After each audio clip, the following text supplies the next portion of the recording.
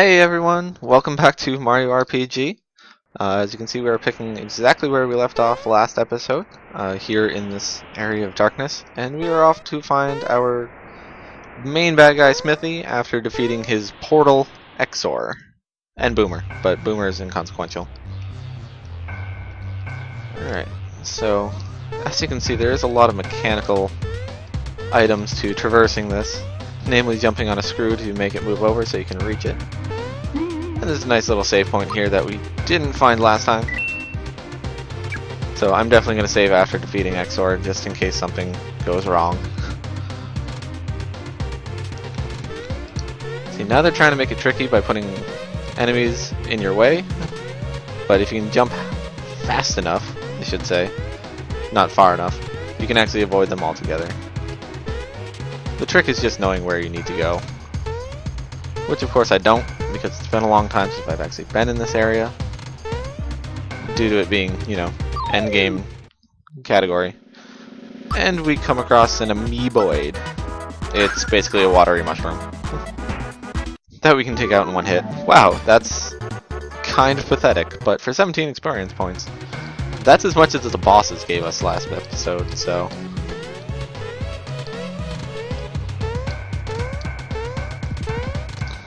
Alright, so we can head off this direction. Oh, look, a button. Oh, jeez. Alright, we'll kill at least one.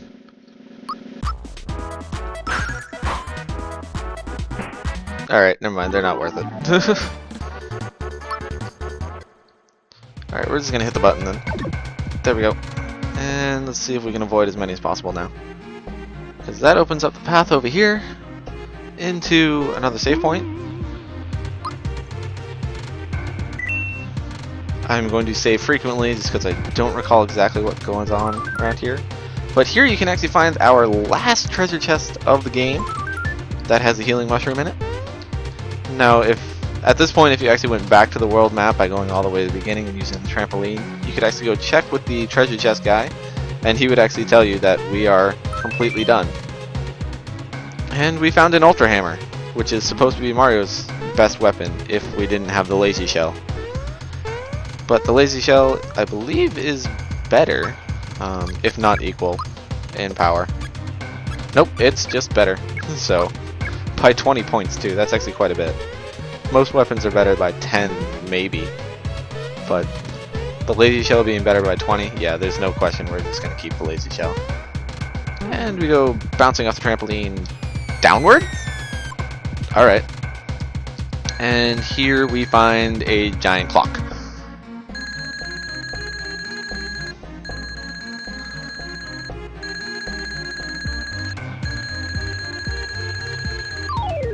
Oh, the ringing. It sounds like my alarm clock and it's not something I want to hear. Alright, so I'm going to take out these dinglings first. It's because I know they are weaker and they do have some nasty special attacks.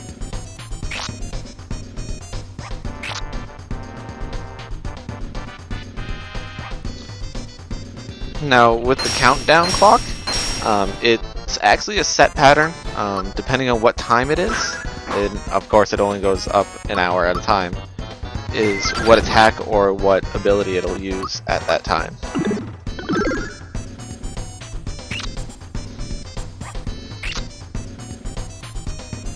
So now it's okay. I lied. It goes up 2.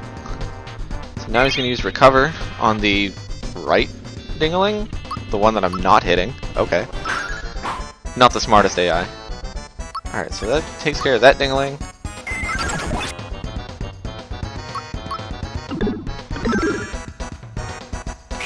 Alright, maybe I lied in the dinglings having special attacks. Maybe it was the countdown that I was thinking of, but either way, you take out the dinglings, it makes life a lot easier.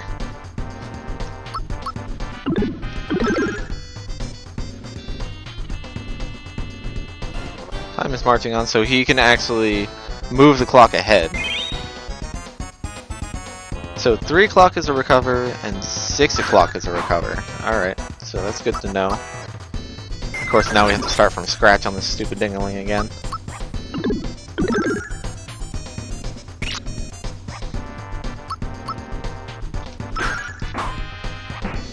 There we go. And now we can actually focus on the countdown itself.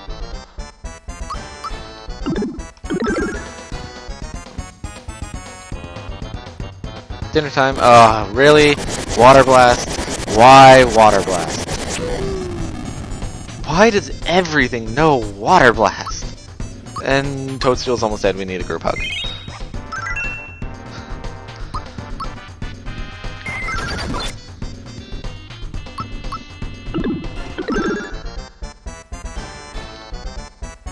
And 9 o'clock is actually a break. So he just kind of sits there for a turn, which is fantastic for us because that means we can just wail on him even more.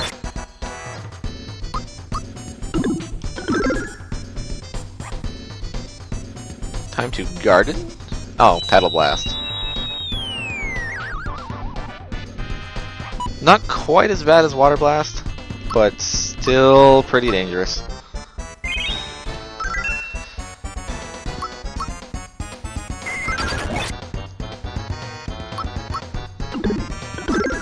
Come on, you stupid clock. You can't be that...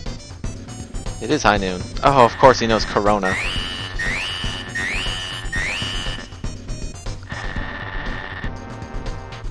Ow. That kind of hurts. But I know I should have at least one free turn. Or I can just kill him outright. That works too. I was gonna say I have a free turn so I can heal Bowser next turn, but we could just take him out, I guess. But at least he gave us 67 experience points that time, and not, you know, 17. But we'll make a quick save. And then we have another trampoline that leads downward. I never get these downward trampolines. They don't make any sense. And we see... Oop. I didn't think he was going to bounce that way. We see fake Axum Rangers, or at least ones that aren't colored.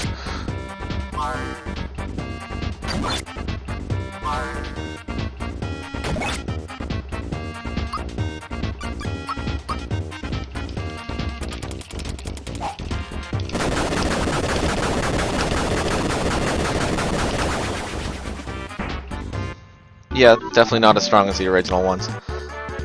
But 30 experience points and a max mushroom. That's pretty good. And there's a treasure chest up there. With a healing mushroom. Okay, that's cool. Alright, we'll hop onto the other one. Hopefully they don't hit us. Because we want to go this way. Oh, really? Arrows? That was unfair.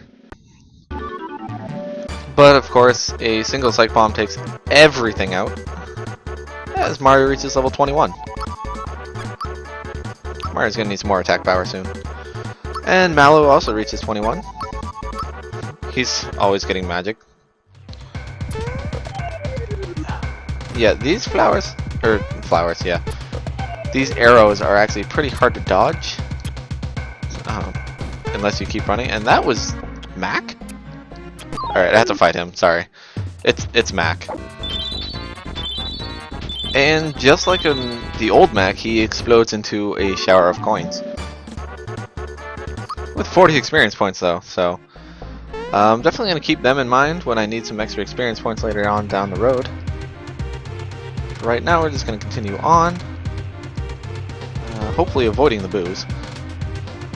Come on, come on. Ooh, there's a treasure chest over here. With a royal syrup. Awesome. I like that.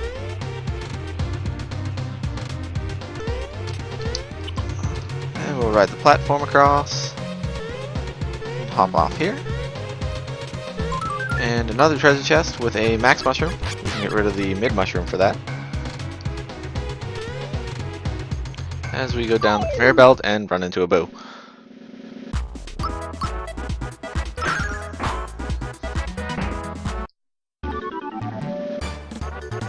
Alright, a single boo, not that bad.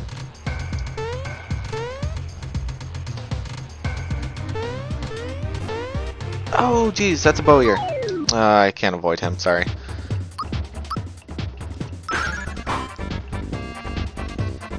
But this is a little nostalgia for all those that missed the old bosses. because they act exactly the same way as the old ones. Just much, much weaker, or we're much, much stronger. I don't know which. I think they're just much, much weaker.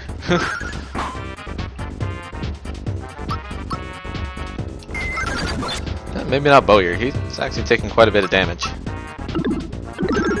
A lot more than the original 900 he had. Or maybe not. And he explodes into a shower of coins again.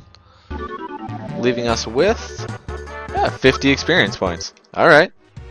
Yeah, I'm definitely going to come back here when I need to level. And here we see more Axum Rangers. I assume what they're supposed to be doing is patrolling this area. But I'm just going to be cheap and jump around them because Axum Rangers aren't worth it. And another Bowyer.